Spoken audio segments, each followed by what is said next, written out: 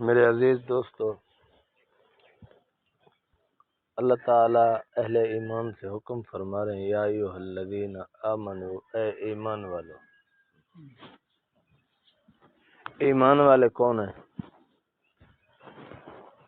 وہ جو اللہ کو مانتے ہیں اور اللہ کے احکام بھی مانتے ہیں۔ دوسرے لفظوں میں یوں کہ اللہ کو مانتے ہیں اور اللہ کی بھی مانتے ہیں، اللہ نے جو حکم فرمایا ان احکامات پر بھی عمل کرتے ہیں۔ اپنی منمانی یا اپنی مرضی یا اپنی خواہشات کا نام نہیں ہے ایمان والا۔ آگے فرمایا بہت بڑا ایک گناہ ہے جس میں بڑے بڑے لوگ مبتلا ہو جاتے ہیں۔ یا ایھا الذین آمنوا اجتنبوا کثیرا من الظن، فرمایا بہت سے گمان کرنا، ان بعض الظن اسم، بے شک وہ گمان کرنا گناہ ہے۔ کسی کے بارے میں غلط رائے قائم کرنا، چاہے وجہ ہو یا نہ ہو۔ ہم تو اللہ کی مخلوق ہیں اور مخلوق کے ذمہ، غلام کے ذمہ نگرانی کرنا نہیں ہے۔ نگرانی کرنا تو آقا کے ذمہ ہوتا ہے۔ وہ دیکھتا ہے، سارے غلاموں کو دیکھتا ہے کون کیا کر رہا ہے۔ غلام کو نہیں دیکھتا کہ کیا کر رہا ہے۔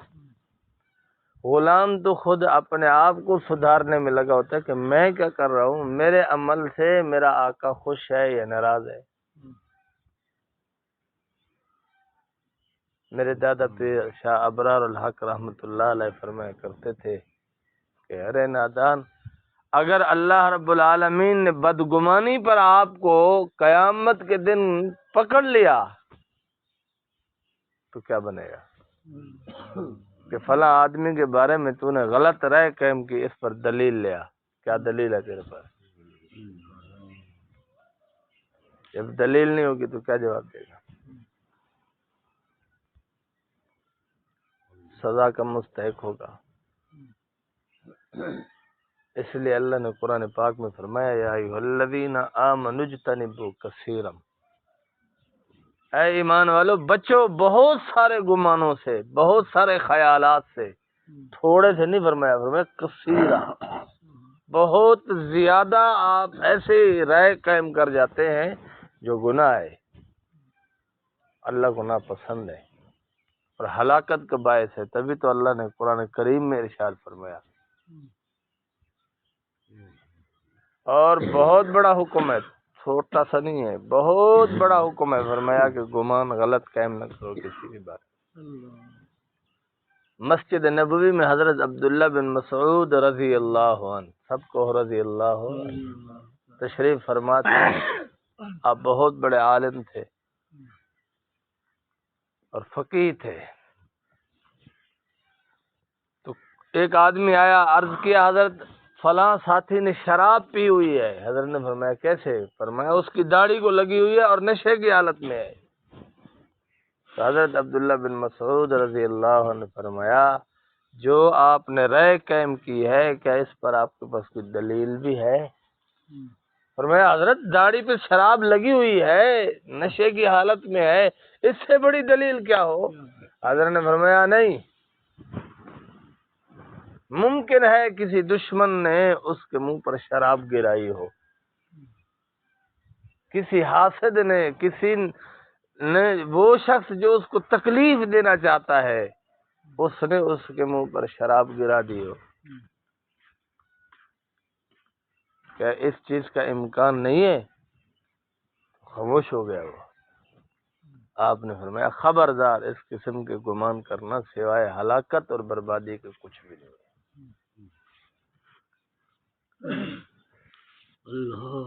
ہمارے پیر و مرشد شاہ جلیل احمد اخون صاحب فرماتے ہیں بڑے بڑے ہم فائدے حاصل کرنے کے قریب ہوتے ہیں لیکن بدگمانی کرتے ہیں، اللہ تعالیٰ محروم فرماتا ہے۔ بڑے بڑے فائدے ہم حاصل کرنے کے قریب پہنچ جاتے ہیں اور اللہ کی طرف سے حاصل ہونے والے ہوتے ہیں، لیکن بدگمانی کی ختم۔ حضرت اس گمان کی مثال ایسے دیتے ہیں، فرمایا کہ آپ کے پاس ایک ٹوٹی لگی ہوئی ہے جس سے پانی آتا ہے، لیکن ٹینکی کے ساتھ ایک وال لگا ہوا ہے جسے بند کرتے ہیں کھولتے ہیں۔ فرمایا آپ جب بدگمانی کرتے ہیں وہ ٹینکی کے ساتھ جو وال لگا ہوا ہے وہ بند ہو جاتا ہے، جب وہ بند ہو جاتا ہے آپ نیچے ٹوٹی کھولتے رہیں بند کرتے رہیں کوئی فرق نہیں پڑتا، کیونکہ پانی ٹینکی کے ساتھ جو وال لگا ہوا ہے وہیں سے بند ہو گیا ہے۔ آپ کسی اللہ والے کے بارے میں کسی عالم دین کے بارے میں جس دن برا گمان قائم کر لیں گے اس دن اس سے کسی قسم کا فائدہ نہیں ملے گا، وہ فائدہ منقطع ہو جائے گا، لائن کٹ جائے گی، جب لائن کٹ جائے تو بجلی کی سپلائی بند ہو جاتی ہے۔ اور حسن ظن فرمایا یہ ایک کنیکشن ہے، جیسے ہم نے فیس بھری میٹر کا کنیکشن لگوا لیا، اب ہمارے خلاف کوئی ایف آئی آر نہیں ہو سکتی، ہم چاہے جتنا بجلی اپنے کنیکشن سے استعمال کریں، جو چوری کنیکشن لگائے گا اس کے خلاف ایف آئی آر ہوگی، اس نے قانون توڑا ہے وہ گرفت میں آئے گا، لیکن جس نے کنیکشن لگوایا ہوا ہے وہ نہیں آئے گا۔ اب کنیکشن لگوانے کے بعد اس کی مرضی ہے زیادہ بجلی استعمال کرے تھوڑی کرے۔ تو حسن ظن قائم کرنا، کسی کے بارے میں اچھا خیال قائم کر لینا، یہ ایک کنیکشن ہے نیکی کا۔ حسن مانا نیکی ہے، اچھا گمان قائم کر لیا کسی کے بارے میں، پھر اس کے بعد حضرت شیخ سعدی رحمۃ اللہ علیہ اپنے باپ کے ساتھ قافلے میں جا رہے تھے، فرماتے میری عمر ہوگی کوئی 12-13 سال ہوگی، آدھی رات کو میں اٹھا، تہجد کی نماز پڑھی، صبح فجر کی نماز کے بعد قافلے والے اپنا اپنا ناشتہ تیار کرنے لگے، تو میں نے اپنے بابا سے کہا بابا یہ قافلے والے کیسے لوگ ہیں کہ میں آدھی رات کو اٹھا تو کوئی تہجد پڑھنے والا ہی نہیں تھا۔ تو بابا نے کہا بیٹا آپ کا اٹھنا بے فائدہ ہے، اگر آپ تہجد کے لیے اٹھے اور مخلوق خدا کی شکایات لگا رہے ہیں آپ کو بے فائدہ ہے اٹھنا۔ اللہ کی رضا کے لیے اٹھنا یہ ہے کہ مخلوق کی شکایات چھوڑ دو، اپنے دل کی کیفیت بیان کر کے تیرے دل کی کیفیت کیا تھی۔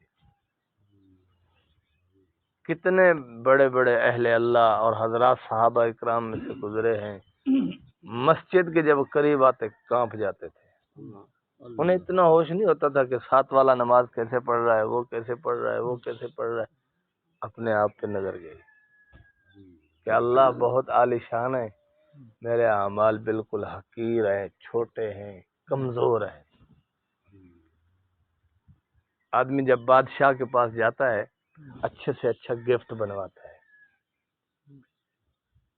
کسی محبوب دوست کے پاس جاتا ہے اس کے لیے بھی اچھے سے اچھا گفٹ بنواتا ہے، لیکن جب وہ گفٹ بنواتا ہے تو راستے میں چاہے جتنا قیمتی ہو اگر وہ سچا حبدار ہے اس کے دل میں کھٹکا لگا رہتا ہے، یار جیسے میرا محبوب ہے یہ اس کے شان کے مطابق نہیں ہے، کاش میرے پاس تھوڑے اور پیسے ہوتے میں اس سے بھی عمدہ چیز خرید کے لے جاتا۔ آخری وقت تک اس کو یہ خیال رہتا ہے۔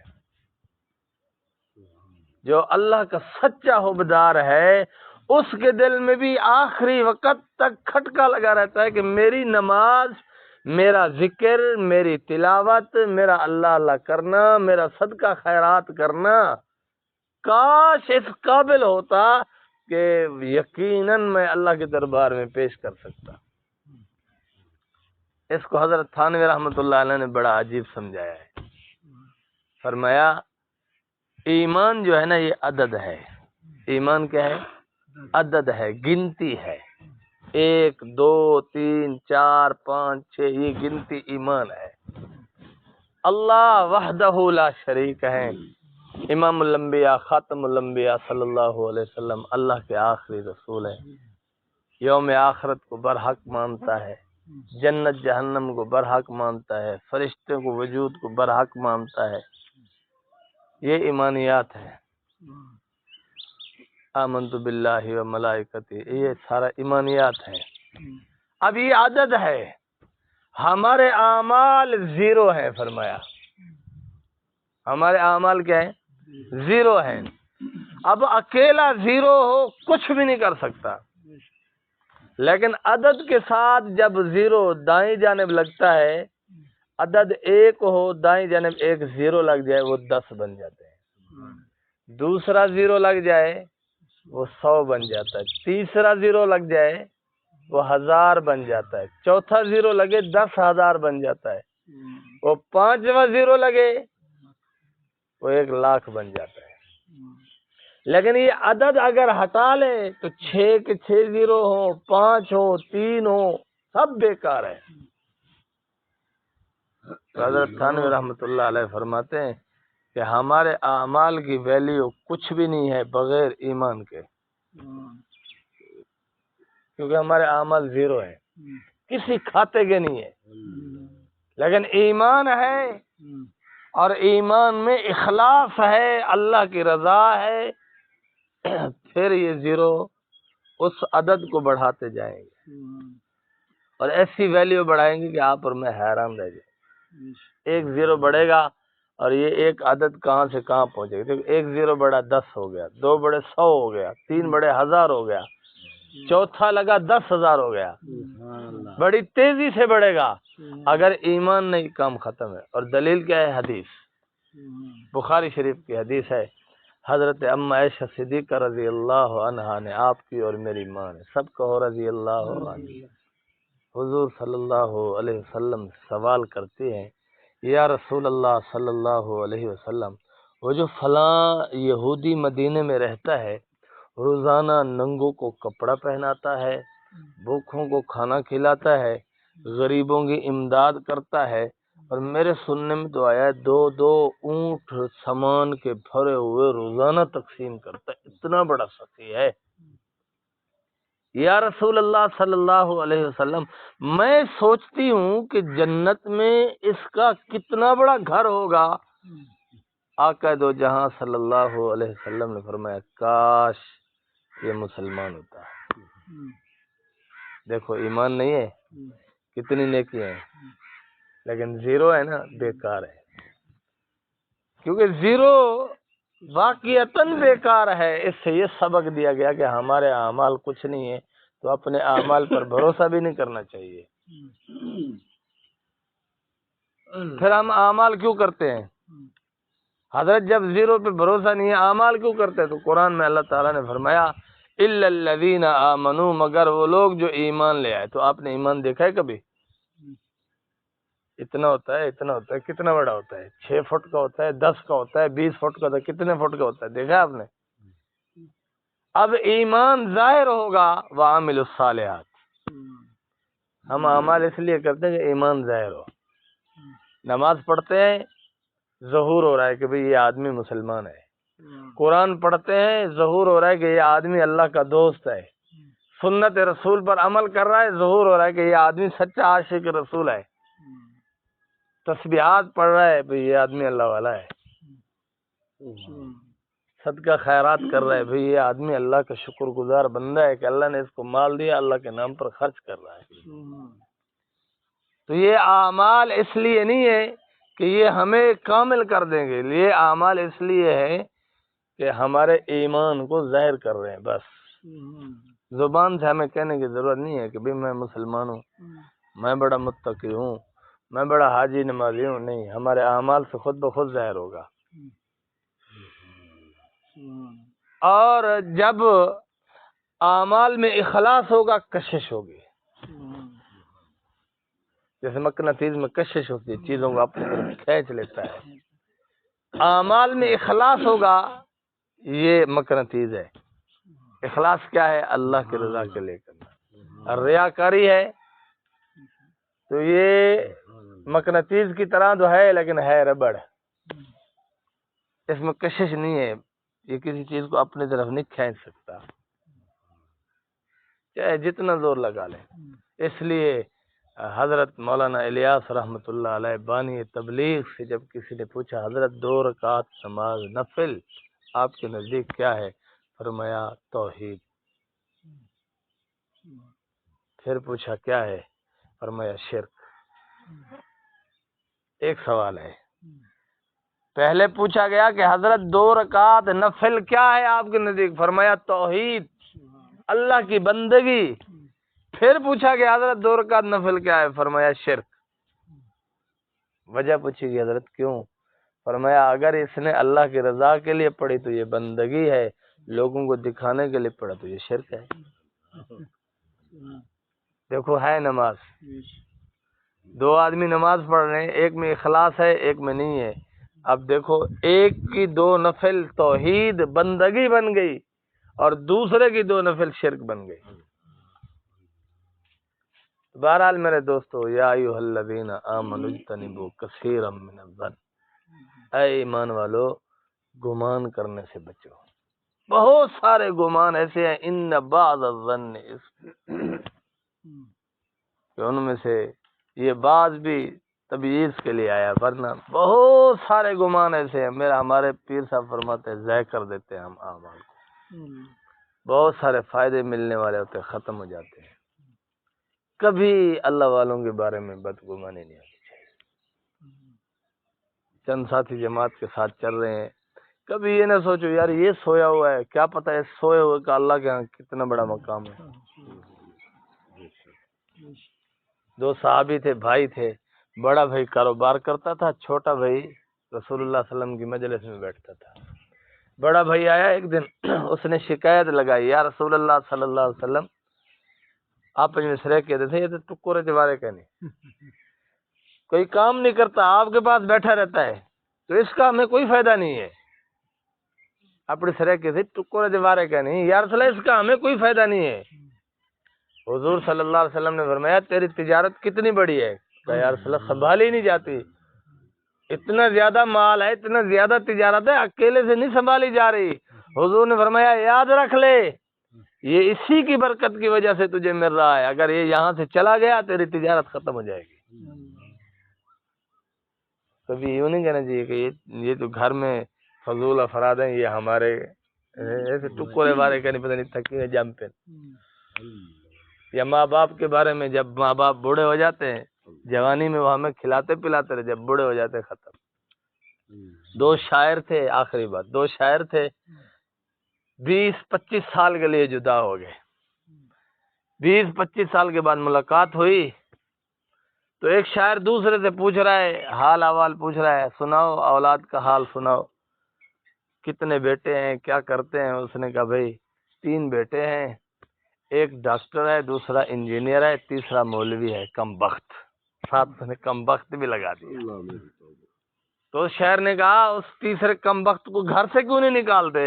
آئے وہ شاعر نے کہا، اس نے کہا اسی کم بخت کے گھر میں رہتا ہوں، نہ ڈاکٹر کے پاس ٹائم ہے نہ انجینئر کے پاس ٹائم ہے، اور جو کم بخت مولوی ہے میں اسی کے گھر میں رہتا ہوں، باقی مجھے ٹائم ہی نہیں دیتے۔ مطلب دین پڑھائے اولاد کو انشاءاللہ۔